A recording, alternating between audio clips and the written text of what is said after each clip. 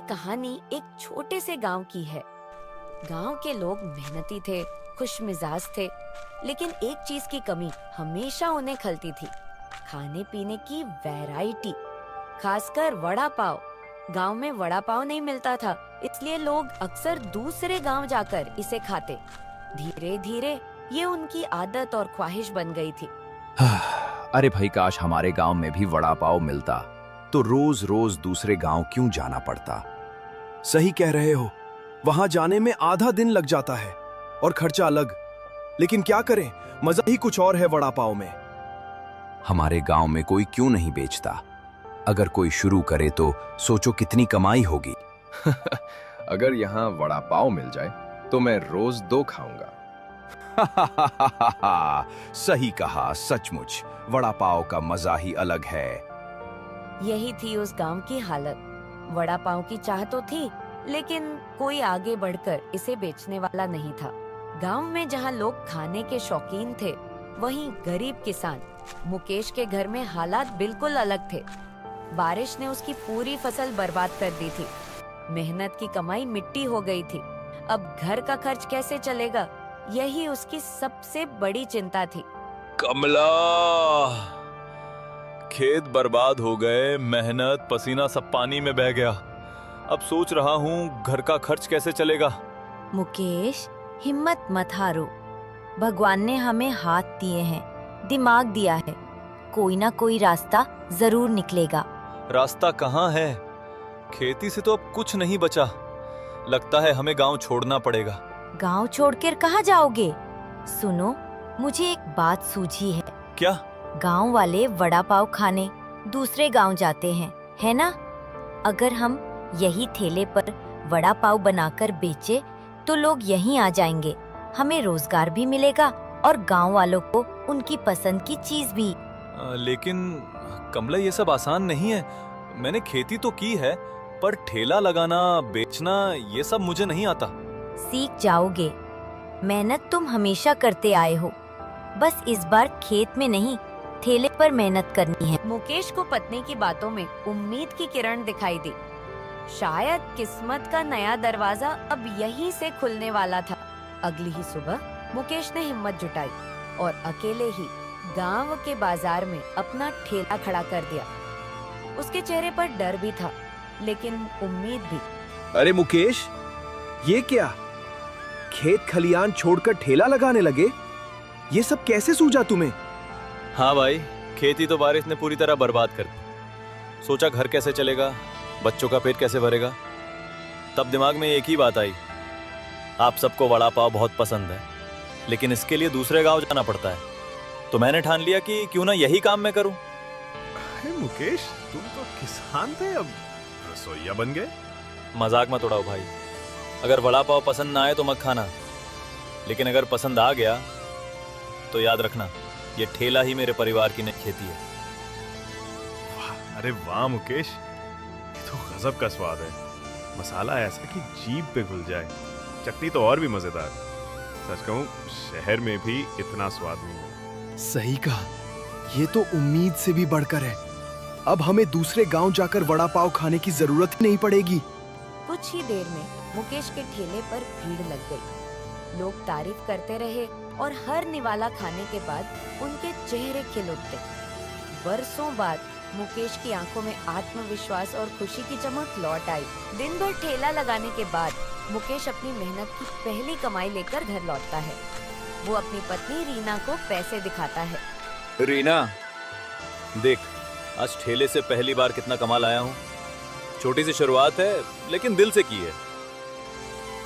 अरे वाह मुकेश, ये तो हमारे लिए किसी खजाने से कम नहीं है। तुम्हारा पसीना रंग लाया। हाँ, आज पहली बार लगा कि मेहनत बेकार नहीं जाएगी। ठेला लगाते समय कई मुश्किलें आईं, धूप भी थी, लोग मोल भाव भी कर रहे थे, लेकिन आखिरकार सब ठीक हो गया। मुकेश, ये पैसे सिर्फ रुपए नहीं है, ये हमारी मेहनत और हिम्मत का फल है। अब लगेगा कि हम भी अपनी जिंदगी खुद बना सकते हैं। हाँ रीना, ये बस शुरुआत है। अगर हम दोनों हिम्मत रखेंगे तो एक दिन अपना घर भी अच्छा बनेगा और ठेला सिर्फ यादों में रह जाएगा। मुझे तुम्हारे ऊपर पूरा भरोसा है मुकेश। तू मेहनत करेगा तो भगवान भी हमारा साथ देगा। मुकेश और रीना की जिंदगी की नई शुरुआत हो चुकी थी। छोटी सी कमाई ने उनके दिलों में बड़ी उम्मीद जगा दी थी। अब उनके लिए हर नया दिन संघर्ष नहीं बल्कि सपनों की ओर बढ़ता कदम था। मुकेश का वड़ा पाव का ठेला अब धीरे धीरे गांव में मशहूर होने लगा था। जहां कभी उसके पास काम नहीं था, वहीं अब लोग उसे सराहने लगे थे। ये देखकर गांव का जमींदार सेठ अंदर ही अंदर जलने लगा। उसे लगा कि उसकी इज्जत और रुतबा कम हो रहा है। अरे ये कैसा जमाना आ गया है जहां मैं इतना अमीर होकर भी लोगों का ध्यान नहीं खींच पा रहा और एक गरीब ठेले वाला सबकी जुबान पर चढ़ गया है। अगर ये मुकेश जैसा गरीब वड़ा पाव बेचकर नाम कमा सकता है तो मैं सेठ होकर पानी पूरी बेचूं तो सोचो कितना नाम और पैसा होगा मेरा। सेठ की पत्नी मालकिन कमरे में आती है। अरे जी, आपको इसकी क्या पड़ी है? आप तो लाखों कमाते हैं, फिर क्यों इस गरीब से जल रहे हैं? तुम नहीं समझोगी, बात पैसे की नहीं है, बात इज्जत की है। गांव के लोग आजकल उसी के ठेले की तारीफ करते हैं, कहते हैं मुकेश का वड़ा पाव तो मजेदार है। ये सुनकर मेरे कानों में आग लग जाती है। तो फिर आप भी बेच लीजिए ना पानी पूरी, देखते हैं कौन ज्यादा बिकता है। हाँ, यही करूंगा। मैं पानी पूरी का ठेला लगाऊंगा और ऐसा लगाऊंगा कि गांव वाले मुकेश को भूलकर मेरे ठेले पर आएं। जलन और अहंकार से भरा सेठ अब ठान चुका था कि वो भी ठेला लगाएगा। लेकिन ये जलन आगे चलकर गांव में नई कहानी की शुरुआत बनने वाली थी। धीरे धीरे लोग मुकेश का ठेला छोड़कर सेठ की पानी पूरी की दुकान पर आने लगे। भीड़ अब वहीं जुटने लगी और सेठ को इसका खूब मजा आने लगा। देखा हरी, मैंने कहा था ना, ये गरीब मुकेश क्या कर लेगा। गांव वाले आखिरकार नाम और रुतबे के पीछे ही भागते हैं। वड़ा पाव बेचकर वो थोड़ा बहुत कमा तो रहा था, लेकिन अब देख मेरी पानी पूरी की दुकान पर कैसी भीड़ उमड़ी हुई है। सही कह रहे हो सेठ जी, पूरे गांव में चर्चा हो रही है आपकी दुकान की। लोग कहते हैं कि सेठ जी की पानी पूरी का स्वाद अलग ही है। यही तो फर्क है अमीर और गरीब में हरी। गरीब चाहे कितनी मेहनत कर ले, अमीर आदमी जब चाहे उसका खेल खत्म कर सकता है। मुकेश ने सोचा होगा कि वड़ा पाव बेचकर बड़ा बन जाएगा, लेकिन अब देखना उसकी ठेली पर कौवा भी नहीं बैठेगा। हाँ सेठ जी, बिल्कुल सही कहा आपने। अभी तो शुरुआत है, आगे आगे देखिए ऐसे मुकेश का नाम भी मिट जाएगा। हरी, गांव वालों को बस दिखावे और चकाचौंध चाहिए। मैंने वही कर दिखाया। अब ये ठेला मेरा नहीं, पूरा गांव मेरी कमाई का गुलाम बनेगा। सेठ के मन में जलन अब घमंड बन चुकी थी। उसे यकीन हो गया था कि मुकेश का सपना अब टूट जाएगा। सेठ की पानी पूरी की दुकान चल पड़ी और मुकेश का ठेला खाली रह गया। शाम को जब मुकेश घर लौटा, उसके चेहरे पर चिंता साफ झलक रही थी। मुकेश, ये कैसी थकान है तुम्हारे चेहरे पर? रोज तो तुम थोड़ा मुस्कुराते हुए आते हो, चाहे कमाई कम ही क्यों ना हो। आज तो लगता है जैसे सारी दुनिया का बोझ तुम्हारे कंधों पर आ गया हो। बताओ ना, क्या हुआ? रीना, आज का दिन बहुत बुरा गया। सुबह से ठेला लगाया, उम्मीद थी कि हमेशा की तरह लोग आएंगे, हंसी मजाक करेंगे, वड़ा पाव खाएंगे, लेकिन पूरा दिन खड़ा रहा और मुश्किल से 2-4 लोगों ने ही कुछ खरीदा। बाकी सब लोग सेठ की पानी पूरी खाने चले गए। मेरा ठेला यूं ही खाली खड़ा रहा।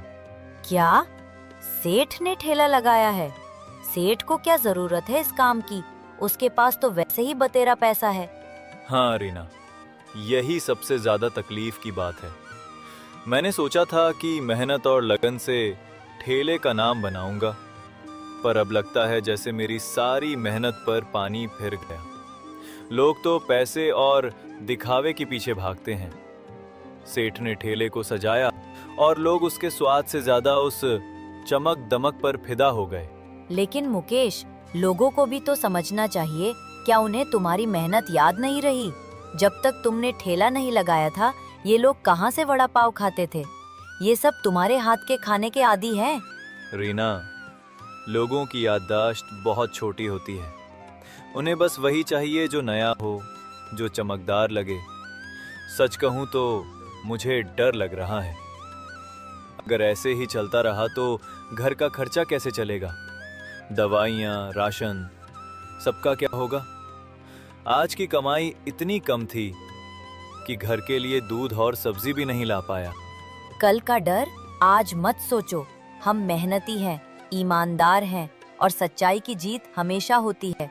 तुम कल भी ठेला लगाना पूरे विश्वास के साथ। मुकेश के दिल में निराशा का अंधेरा छा चुका था, लेकिन रीना के शब्दों ने उसके दिल में एक छोटी सी उम्मीद की लौ जगा दी। ये लौ ही शायद आने वाले कल की नई शुरुआत बनने वाली थी। अपनी दुकान पर भीड़ बनाए रखने के लिए सेठ ने एक नया तरीका अपनाया। उसने एक खास मसाला मंगवाया जिसकी खुशबू से लोग और ज्यादा खींचे चले आए। मालिक, ये कैसा मसाला है? इसकी खुशबू तो बड़ी तेज लग रही है। अरे हरी, यही तो हमारा राज है। ये मसाला जब पानीपुरी में जाएगा तो पूरी गली खुशबू से भर जाएगी। लोग चाहकर भी हमारे ठेले से दूर नहीं रह पाएंगे। मालिक, लेकिन इतना सारा मसाला अगर थोड़ी थोड़ी मात्रा में डाले तो ज्यादा चलेगा और शायद अच्छा भी लगेगा। चुप कर हरी, तू मुझे सिखाएगा कि मसाला कैसे डालना है? मैंने कहा है पूरा डाल, मतलब पूरा डाल, वरना तेरी जगह किसी और को रख लूंगा। जी मालिक, जैसा आप कहें। सेठ इशारा करता है। हरी मजबूरी में पूरा मसाला पानीपुरी के पानी में डाल देता है। देखा हरी, अभी देखना भीड़ कैसे टूटेगी हमारे ठेले पर। अब मुकेश के वड़ा पाव को कोई पूछेगा भी नहीं। भीड़ एक बार फिर सेठ की ओर मुड़ गई। लोग पानीपुरी खाते रहे, पर किसी को अंदाजा नहीं था कि ये लालच आगे क्या रंग दिखाने वाला है। शाम ढलते ढलते सेठ की बनाई पानी पूरी का असर दिखने लगा। स्वाद तो लोगों को भा गया था, लेकिन खाने के बाद नतीजा एकदम उल्टा निकला। गांव वाले परेशान होकर सेठ की दुकान पर ही वापस लौटे। अरे सेठ जी, आपने ये क्या खिला दिया? पानी पूरी तो खट्टी मीठी थी, लेकिन अब तो पेट में ऐसे मरोड़ उठ रहे हैं जैसे किसी ने जहर डाल दिया हो। हाँ हाँ, मेरे बच्चों ने भी खाई थी। अब सबका हाल बुरा है, उल्टी दस्त हो रहे हैं। ये क्या मजाक है? हम तो समझे थे कि शहर का स्वाद लेके आए हो। अब हम आपकी दुकान पर कभी कदम नहीं रखेंगे। इतना पैसा लिया और सेहत बिगाड़ दी। गांव वालों की नजर में सेठ की चमक फीकी पड़ गई। अब लोग फिर से मुकेश की ईमानदारी और साफ सुथरे खाने पर भरोसा जताने लगे। तत्तरे की, सब बेकार हो गया। ये घटिया लोग। मैंने सोचा था थोड़े मसाले और दिखावे से सबको अपनी मुट्ठी में कर लूंगा, लेकिन नहीं, सब वापस उसी मुकेश के ठेले पर जा रहे हैं। मालिक, ये तो बड़ा बुरा हुआ। लोग तो अब साफ साफ कह रहे थे कि आपकी पानी पूरी खाने से बीमारी हो रही है। अगर ऐसे ही चलता रहा तो आपका नाम भी मिट्टी में मिल जाएगा और ठेला भी बंद हो जाएगा। अब ये सहा नहीं जाएगा हरी। जब तक वो मुकेश जिंदा है, मेरी इज्जत और मेरा धंधा हमेशा उसके ठेले के नीचे दबा रहेगा। लेकिन मालिक, अब आप क्या करेंगे? गांव वाले तो उसके दीवाने हो गए हैं। उसकी तारीफ करते नहीं थकते। सब कहते हैं मुकेश साफ सुथरा खिलाता है, दिल से खिलाता है। हम उनसे कैसे जीतेंगे? हम जीतेंगे हरी, लेकिन अब चालाकी से।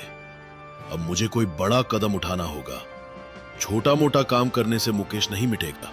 बड़ा कदम? कौन सा बड़ा कदम मालिक? उसके ठेले में जहर मिला दूंगा। हाँ, ऐसा जहर कि खाने वाला तड़प उठे। इंसान की हालत इतनी खराब हो जाए कि लोग मुकेश के नाम से भी नफरत करने लगे। जहर?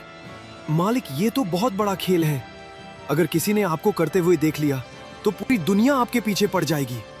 पुलिस पकड़ लेगी, गांव वाले पीट पीट कर जान निकाल देंगे। चुप, डरपोक कहीं का। नाम बनाने के लिए कभी कभी खतरा उठाना पड़ता है। अगर मुकेश जिंदा रहा तो मेरा धंधा हमेशा बर्बाद रहेगा, लेकिन अगर उसका ठेला बदनाम हो गया तो सब लोग फिर से मेरे पास आएंगे। लेकिन मालिक, इंसानों की जान लेना, क्या ये ठीक होगा? गुनाह है मालिक, बहुत बड़ा गुनाह। गुनाह पुण्य की बातें तू कर, मैं नहीं। इस धंधे में बस जीत मायने रखती है, और अब मैं जीत कर ही रहूंगा, चाहे किसी की जान ही क्यों ना जाए। जब ईर्ष्या अंधकार में बदल जाती है तो इंसान सही गलत की सीमा लांघ जाता है। सेठ अब अपने अहम और लालच में इतना डूब चुका था कि मासूम जिंदगियों को भी दांव पर लगाने से नहीं हिचकिचा रहा था। सेठ जहर की शीशी लेकर उसे अपने घर पे रख देता है। अगले दिन जब वो दुकान पर जाता है तो शीशी घर ही भूल जाता है। अरे ये क्या है? लगता है वही खास मसाला होगा जो सेठ रोज अपनी पानी पूरी में डालता है। हमेशा कहता रहता है कि मेरी दुकान का स्वाद सबसे अलग है। वाह, इसकी खुशबू भी तो तेज है। जरूर यही राज होगा। आज क्यों ना इसे खाने में डालकर देखा जाए, पता चले कि इसमें कैसा स्वाद है। सेठ शीशी वापस लेने घर जाता है। घर जाकर देखता है उसकी पत्नी की हालत बहुत खराब हो गई है। सेठ डॉक्टर को बुलाता है। डॉक्टर पूछता है, सेठ जी, इनकी हालत बहुत नाजुक है। अभी जो लक्षण दिख रहे हैं वो किसी जहरीले पदार्थ के असर जैसे हैं। सच बताइए, इन्होंने आखिर खाया क्या है? डॉक्टर साहब, मैंने रसोई में रखी शीशी देखी थी। मुझे लगा वही मसाला है जो ये पानी पूरी में डालते हैं। मैंने थोड़ा सा खा लिया। हे भगवान, वो तो जहर था। मैं तो उसे वड़ा पाव में मिलाने वाला था ताकि मेरा दुश्मन, मेरा मुकाबला करने वाला बर्बाद हो जाए। सेठ, तुम्हें जरा भी शर्म नहीं आई? इंसानों की जिंदगी से खिलवाड़ करने चले थे सिर्फ अपने लालच और अहंकार के लिए। आज देखो, उसी जहर का असर तुम्हारे अपने घर पर हो गया है। डॉक्टर साहब, मुझसे बहुत बड़ी गलती हो गई। मैं मानता हूं कि मैं अंधा हो गया था लालच और ईर्ष्या में, पर अब मेरी बीवी की जान पर बनाई है। मैं आपसे हाथ जोड़कर विनती करता हूं, कृपा करके इसे बचा लीजिए। इलाज आसान नहीं है, लेकिन उससे भी बड़ी बात है इंसाफ। अगर तुम्हें इलाज चाहिए तो पहले तुम्हें सच पुलिस के सामने कबूल करना होगा। तुम मानोगे कि यह जहर तुमने खरीदा था और तुम इसे अपने पड़ोसी ठेले वाले के ठेले में मिलाने वाले थे। जब तक तुम ये नहीं करते, मैं इलाज नहीं करूंगा। ठीक है डॉक्टर साहब, ठीक है, मैं सब मानने को तैयार हूं। मैं खुद पुलिस के सामने अपना जुर्म कबूल करूंगा। मैंने दूसरों को नुकसान पहुंचाने की साजिश रची थी। मुझे किसी सजा का डर नहीं, बस मेरी बीवी को बचा लीजिए। सेठ, इंसान गलती करता है, पर सबसे बड़ी बात है उसे मान लेना। अच्छा हुआ कि देर से ही सही तुम्हें अपनी गलती का एहसास हो गया। मैं अब इलाज शुरू करता हूं, पर याद रखना, पुलिस को सब सच बताना पड़ेगा, वरना मैं भी चुप नहीं बैठूंगा। हाँ डॉक्टर साहब, मैं वादा करता हूं, सच सबके सामने कहूंगा। अब चाहे मुझे जेल हो जाए, पर मेरी बीवी की जान बचा लीजिए। बुराई का अंजाम हमेशा बुरा ही होता है। सेठ ने अपनी गलती मान ली, तभी उसकी पत्नी की जान बच सकी। सच छुपाने से नहीं, सच स्वीकार करने से ही इंसान बचता है।